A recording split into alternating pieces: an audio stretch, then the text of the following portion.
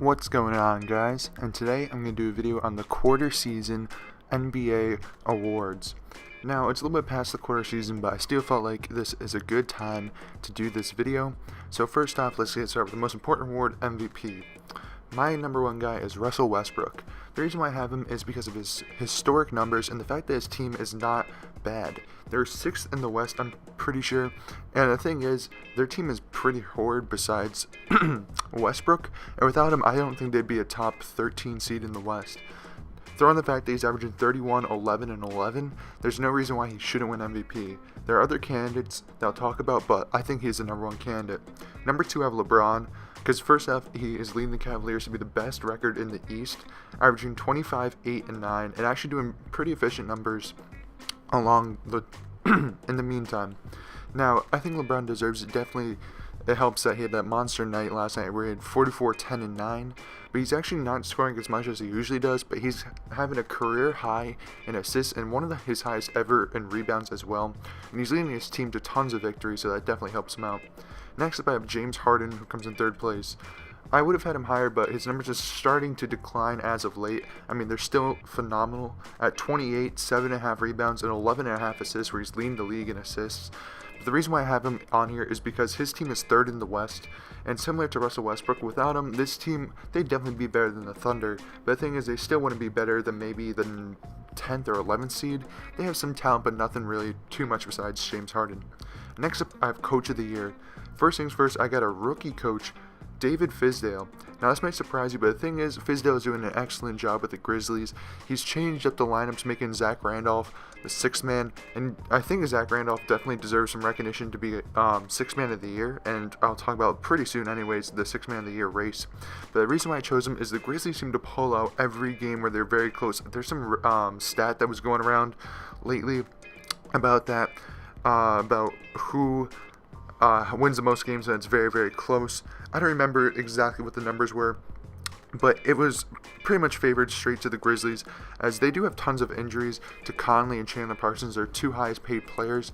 I believe that they're 2 highest paid players, if not Marc Gasol is up there as well, but they are still incredibly good. I believe they are 5th in the West, and even though they are not a top 3 seed, the things that he's doing to help this team are truly remarkable, and he definitely deserves some recognition.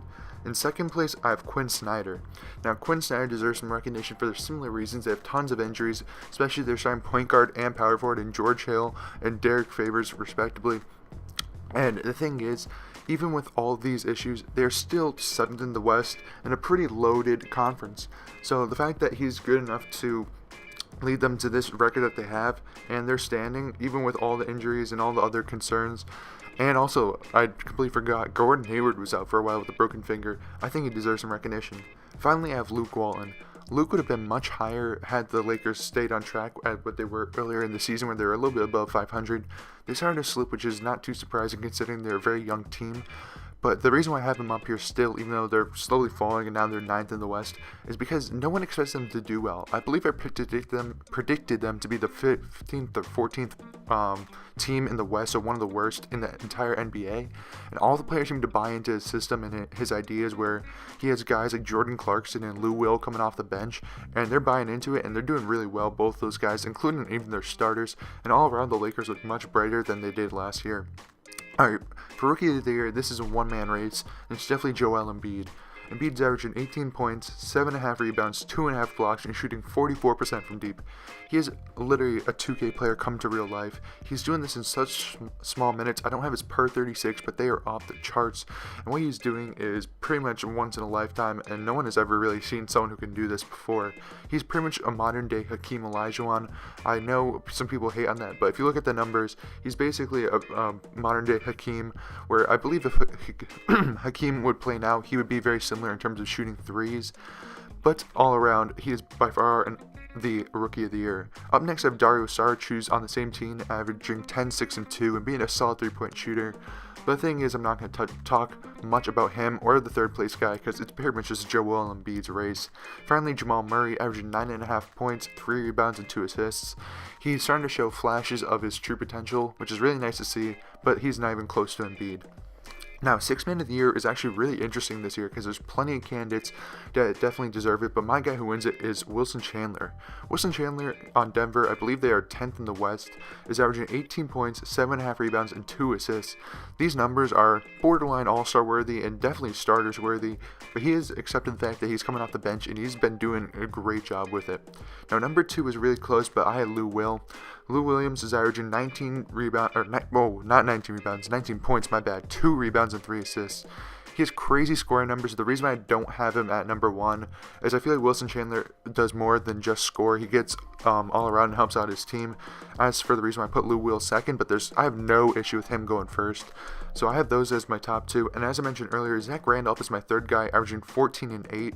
He was always a starter, well, ever since probably the mid to early 2000s, and he's accepted the fact that he's coming off the bench and he's having a great year. He's not averaging that many minutes.